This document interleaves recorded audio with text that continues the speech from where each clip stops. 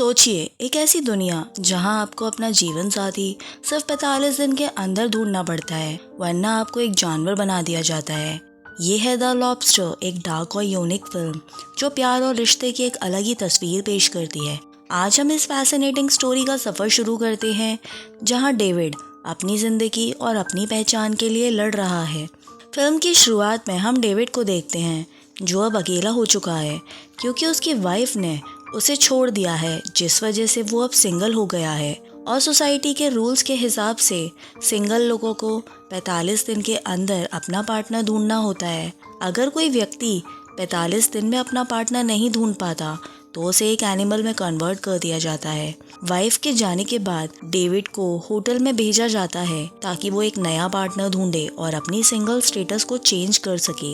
Hotel पहुंचने पर David को होटल के स्ट्रिक्ट रूल्स और कंडीशंस के साथ इंट्रोड्यूस किया जाता है। डेविड की तरह ही उस होटल में बहुत से सिंगल लोग थे जो इस होटल में पार्टनर की तलाश में आए थे।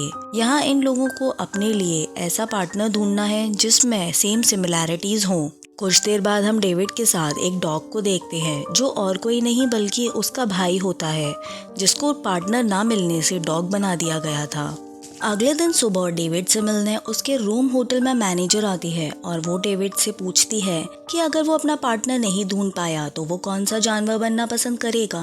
तब डेविड बोलता है कि वो लॉबस्टर बनना चाहता है क्योंकि उनकी उम्र बहुत लंबी होती है और उनकी कंटिन्यूस रिप्रोडक्शन कैपेसिटी उसको अट्रैक्ट करती है, और लॉबस्टर्स फ्रीडम का भी सिंबल होते हैं।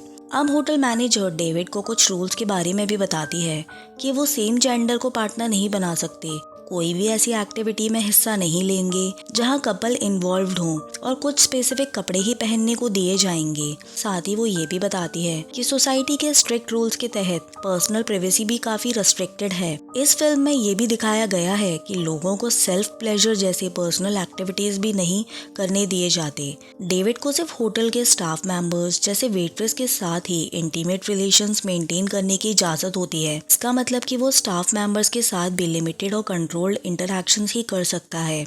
एक दिन होटल के कॉमन एरियाज में डेविड जॉन और बैन से मिलता है, जो उसकी तरह ही सिंगल होते हैं, और ये तीनों बहुत अच्छे दोस्त बन जाते हैं। मूवी का सीन चेंज होता है। अब हम देखते हैं कि होटल मैनेजमेंट एक अजीब सी हंटिंग ऑर्गेनाइज करवाता है, जिसमें सिंगल लोगों को उनका शिकार करना होता है, जो लोनर्स होते हैं, यानी जो लोग जंगल में अकेले रह रहे होते हैं और होटल के सिस्टम से दूर भाग चुके होते हैं। ये लोनर्स अपनी मर्जी से अकेले रहने का जिंदगी का चुनाव करते हैं, इसलिए होटल मैनेजमेंट इनके शिकार के लिए गेस्ट को जंगल में भेजता है। लोनर्स को मारने पर इन लोगों को एक फायदा मिलेगा। एक लोनर को मारने से इनको एक दिन एक्स्ट्रा मिलेगा, 2 को मारने पर 2 दिन, जिससे इन्हें अपनी साथियों को ढूंढने में और वक्त मिल सकेगा।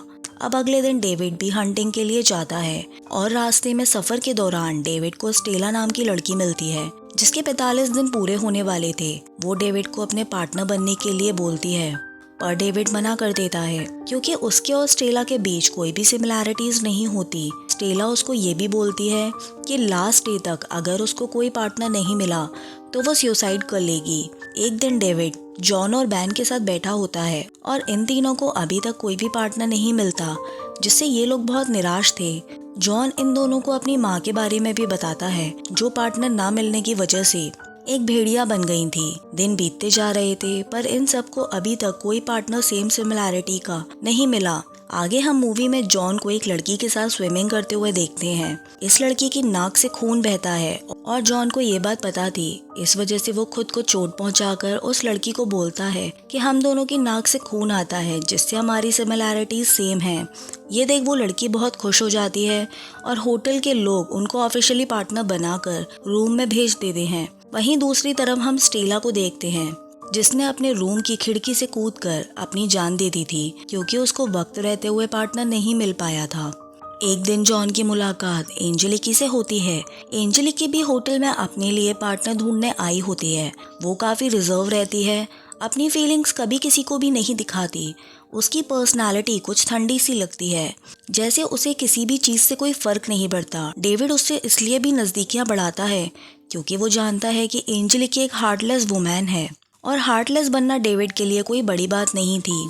एक दिन ये दोनों बड़े से बाथटब में होते हैं, तभी एंजेलिका ऐसे एक्ट करती है जैसे उसे सांस लेने में बहुत तकलीफ हो, पर ये देख डेविड कुछ भी रिएक्ट नहीं करता, जिससे एंजेलिका के मन में डेविड को लेकर जो डाउट था वो कंफर्म हो जाता है। अब इन दोनों को ऑफिशियली पार्टनर बना दिया जाता है। दिन बीतने लगते हैं, पर अभी भी एंजेलिका को डेविड पर पूरी तरह ट्रस्ट नहीं था।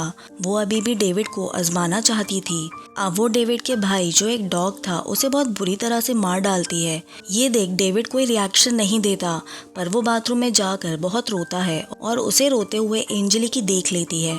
अब वो सीधा होटल के मैनेजर से मिलने पहुंचती है। तभी रास्ते में डेविड वेट्रेस की हेल्प से उसे बेहोश कर देता है और होटल से भागकर सीधा जंगल पहुंचता है।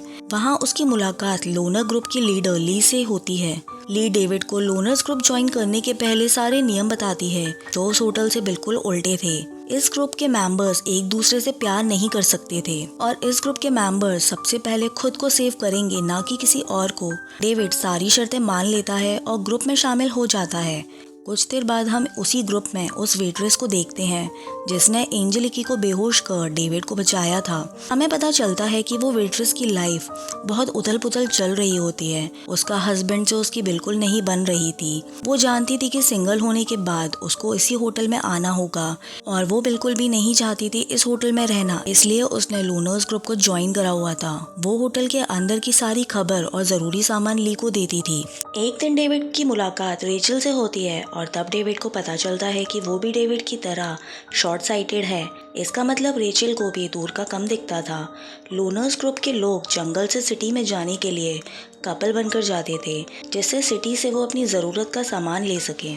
उस रात को ये ग्रुप छुप कर होटल आता है और डायरेक्टली होटल के मैनेजर पर अटैक करता है। लोनर्स ग्रुप होटल मैनेजर के हस्बैंड को फोर्स करता है कि वो अपनी वाइफ को मार दे। वो सिचुएशन में होता है कि जहां उसको अपनी वाइफ के लिए प्यार प्रूव करने के लिए उसे मारने की सोचना पड़ता है, जो कि एक बहुत ही टेंस और डिस्टर्बिंग मोमेंट होता है। मैनेजर का हस्बैंड रेडी हो जाता है अपनी वाइफ को मारने के लिए, जो दिखाता है कि उनका रिलेशनशिप कितना वीक है। ये सीन दिखाता है कि लोनर्स का प्रेशर कितना इंटेंस है और कैसे वो लोग उनके इमोशंस के अगेंस्ट एक्ट करने के लिए मजबूर कर देते हैं। अगले दिन डेविड जॉन के घर जाकर उसकी वाइफ को पूरा सच बता देता है। दरअसल जॉन अपनी वाइफ के साथ मैच होने के लिए अपने आप को ऐसे प्रेजेंट करता है जैसे वो भी उसकी तरह ही नाक से खून निकालने की बीमारी से परेशान हो, लेकिन ये एक झूठ होता है। ये सब सुन जॉन की वाइफ बहुत अपसेट हो जाती है।